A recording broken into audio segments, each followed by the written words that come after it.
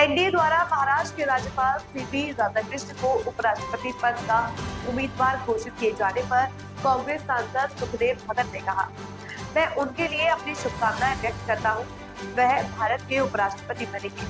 न कि केवल भारतीय जनता पार्टी के उपराष्ट्रपति। उस पद की गरिमा के लिए यही अपेक्षा और एक उस पद की गरिमा के लिए हम यही अपेक्षा करते हैं कि वो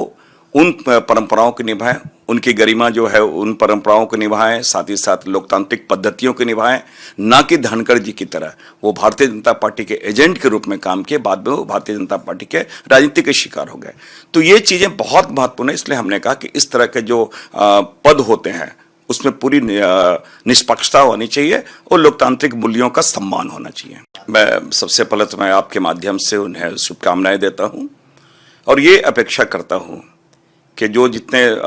सेकंड जो सर्वोच्च पद है, अगर वो निर्वाचित इसमें होते हैं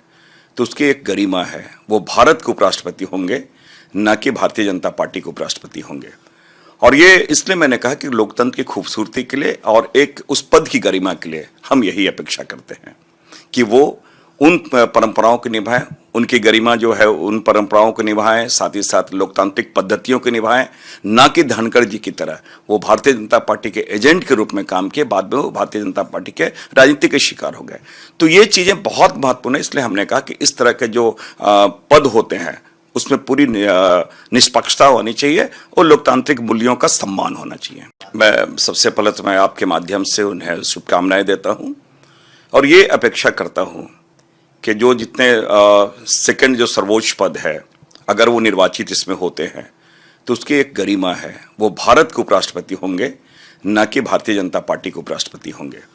और ये इसलिए मैंने कहा कि लोकतंत्र की खूबसूरती के लिए और एक उस पद की गरिमा के लिए हम यही अपेक्षा करते हैं कि वो